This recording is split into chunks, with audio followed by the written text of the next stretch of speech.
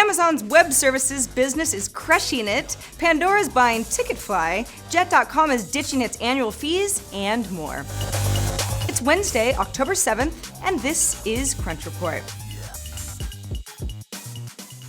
Today, Amazon's AWS business, that stands for Amazon Web Services, has some impressive statistics that the company shared at its annual reInvent conference happening now in Las Vegas. AWS has passed over 1 million active customers. That's entire businesses, not individuals, so that's a lot. And revenues are up right now. They are way up.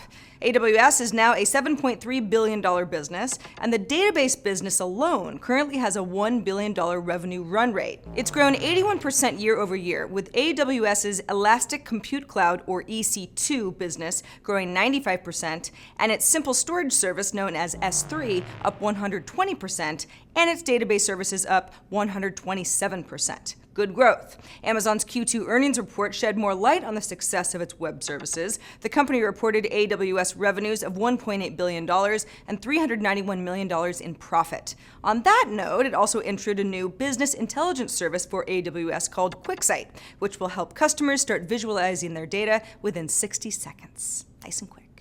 Pandora announced this morning that it's purchasing Ticketfly for $450 million in cash and stock. The company says that Ticketfly's service, which is not unlike what Ticketmaster does, will allow Pandora listeners to better find live music events. Ticketfly currently works with 1,200 venues and event promoters in North America. And it seems like Pandora's extensive data set can help sell tickets through Ticketfly to events that it knows listeners will enjoy, based on their stations and their likes and their dislikes and other listening behavior. It also gives Pandora some revenue options beyond streaming radio itself, which isn't particularly lucrative because of the high royalty rates that Pandora and other services must pay rights holders, and has to be supplemented through ads or paid subscriptions.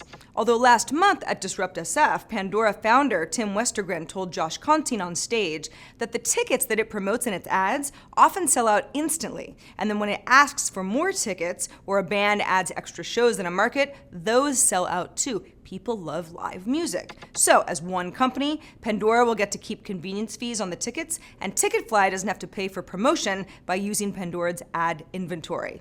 Sounds smart to me.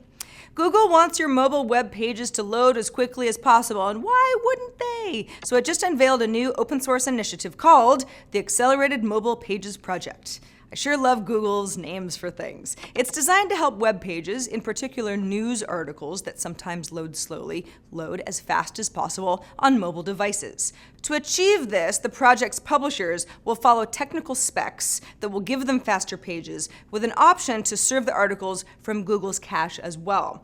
Now, the company isn't fully launching the AMP project today, so you won't find it on regular Google search, but it has launched a developer preview with a GitHub repository for the open source code if you want to start perusing. And although publishing partners at today's unveiling included Vox Media and Twitter and the Washington Post, Google says a publishing relationship isn't necessary to participate in AMP.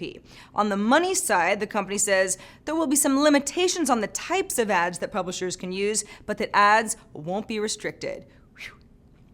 Jet.com, the Amazon competitor that offers more discounted shopping, has announced it will no longer charge members an annual fee of $50, and in fact, is dropping all fees entirely. Now that's great as a consumer, right? Especially since Amazon's annual Prime fee is $99. $0 sounds pretty good, but it also makes one wonder, what does this do to Jet's business model and path to profitability? Jet CEO Mark Lohr has said in the past that Jet would start making money when it reached $20 billion in products per year, which Jet hoped to do by the year 2020. At that point, Lohr said that Jet would have 15 million paying customers or $750 million in membership revenues. So with the new model, product prices will now be more competitive, as in not as low out of the gate. Jet will now also rely more heavily on its smart cart savings. Those are the discounts that it offers to customers who fill their online cart with more items as they shop.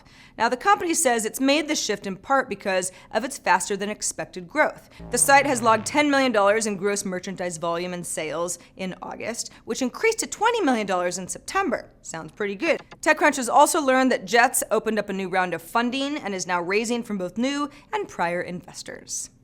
So, let me ask you a question. How many Steve Jobs movies do we need? Now you might say, oh, I don't know, one?